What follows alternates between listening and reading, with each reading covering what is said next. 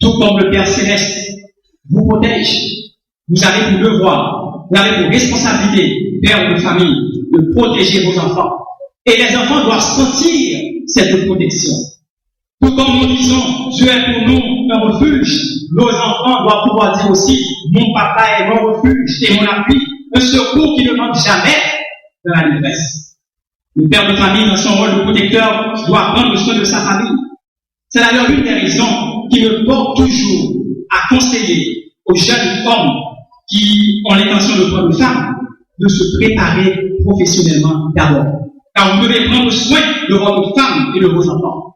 C'est Paul qui dit en 1 Timothée chapitre 5, verset 8, si quelqu'un n'a pas soin des siens, et principalement de ceux de sa famille, il a renié la foi et il est pire qu'un infidèle. La présence du Père auprès de son enfant, mes frères et mes sœurs, doit pouvoir le rassurer. Lorsque nous allons en présence de notre Père Céleste, ne nous sentons-nous pas rassurés? Ça doit être la même chose pour nos enfants. Non seulement le Père est un enseignant, un leader d'autorité, un protecteur, mais il est aussi celui qui partage avec son enfant la chose la plus importante au monde. Et là, j'aimerais vous poser des questions. Qui peut me dire ici ce matin la chose la plus importante au monde? Qui peut me dire ça? Mais laissez-moi partager avec vous la chose la plus importante.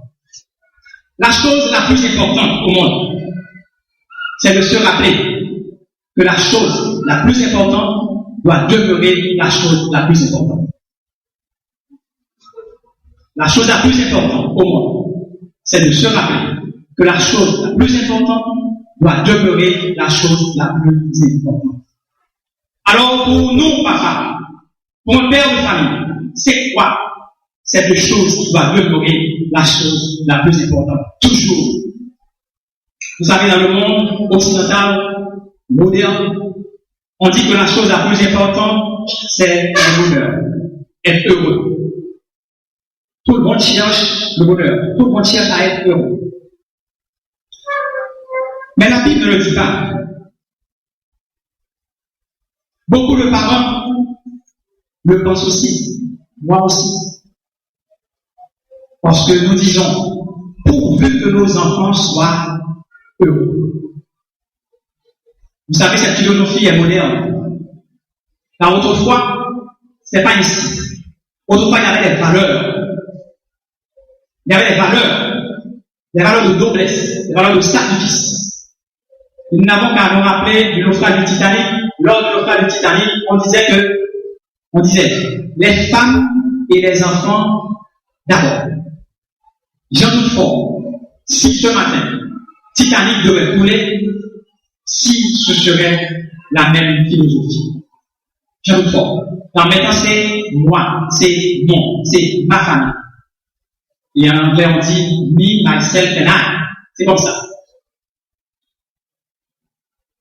Beaucoup de pères chrétiens, beaucoup de parents chrétiens se laissent mener par cette philosophie. Le bonheur des enfants. Je n'ai rien contre le bonheur des enfants. Je n'ai rien. Je vous dis, moi aussi, je cherche le bonheur des enfants, de mes enfants, tout le monde. Mais sachez que nos pensées ne sont pas les pensées de Dieu. Si pour nous le bonheur, c'est la chose la plus importante, pour Dieu, ce n'est pas la chose la plus importante. L'important pour Dieu, c'est de chercher à le glorifier. Et donc, la chose la plus importante pour nous, c'est de porter nos enfants à glorifier Dieu toujours. Les enfants peuvent être heureux. Les enfants seront heureux. Nous pouvons encourager nos enfants à être heureux, mais à l'être en recherchant la volonté de Dieu, tout en glorifiant Dieu. Tout le monde cherche aussi le succès de leurs enfants. Lorsque l'enfant apporte le carnet avec 7, nous disons, donnez-moi 8. Lorsqu'il apporte 8, nous disons, donnez-moi 9. C'est normal. C'est bien beau. Mais en tant que parents, en tant que père de famille chrétien, nous devons montrer aux enfants la voie à suivre pour obtenir ce succès. Car tout succès en dehors du Seigneur n'est autre échec. Le livre de Josué, chapitre 1, verset 8 nous dit que ce livre de la loi ne s'éloigne pas de ta bouche, médite-le jour et nuit pour agir fidèlement selon tout ce qui est écrit. Ah, c'est alors que tu auras du succès dans tes entreprises, c'est alors que tu réussiras. Donc la parole de Dieu nous dit que nos enfants auront du succès quand ils rumineront la parole de Dieu.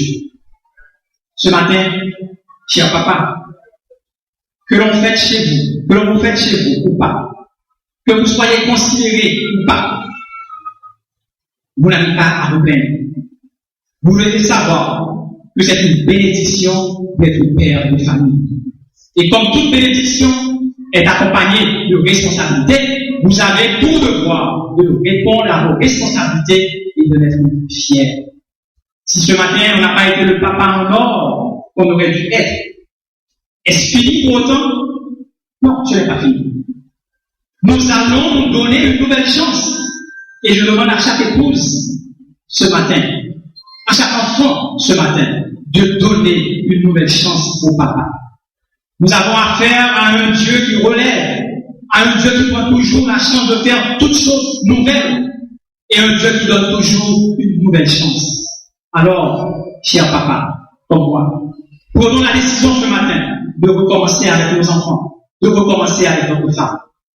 Et vous enfants qui m'écoutez, sachez que votre père est votre père. Vous lui devez respect, obéissance, amour, soumission jusqu'à votre mort. Car le Seigneur a mis à vos côtés votre père et votre mère pour que vous profitiez de leurs expériences. Retenez ceci, chers enfants. Un enfant, même lorsqu'il ne reste pas toujours un enfant, reste toujours l'enfant de ses parents.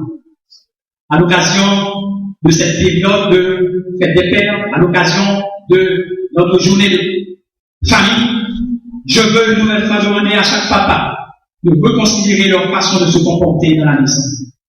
Agissez tel qu'à la fin de vos jours, on dise au moins que vous avez été un père enseignant, un père protecteur, un père qui avait poussé ses enfants à chercher à faire la volonté du Seigneur. Mais pour chaque papa ce matin, c'est que vous soyez les pères dont vos enfants sont fiers et dont votre épouse heureuse. Puisse le Seigneur dans ses compassions nous aider, nous papas, à accomplir dignement et chrétiennement notre rôle, nous aider à devenir ces pères et pourquoi pas ces mères dans l'église, dans le foyer, dans notre société ont tant besoin. Il en soit ainsi pour chaque jour.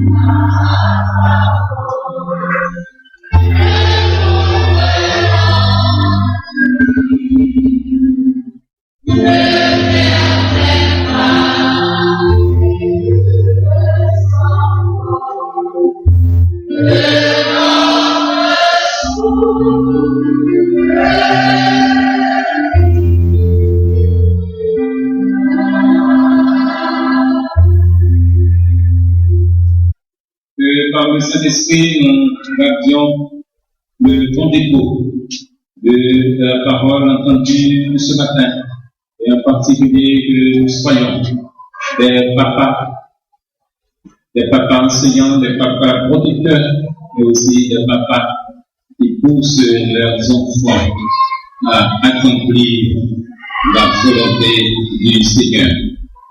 Nous avons des frères et des sœurs de Christ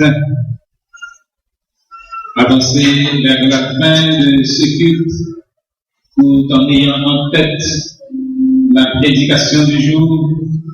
Nous chantons Venez au Sauveur charitable, c'est de mon cœur la grande désir.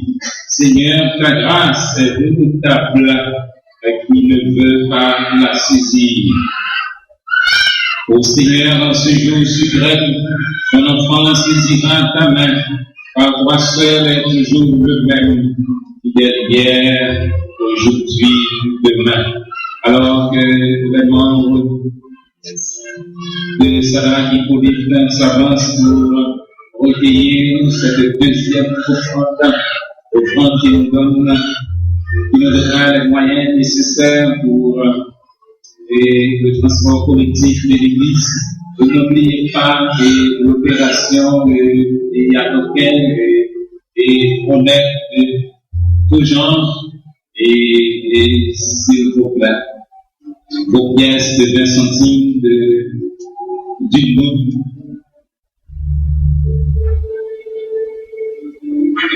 Merci. Et aussi vos 10 gouttes chirées, vos 20 gouttes chirées.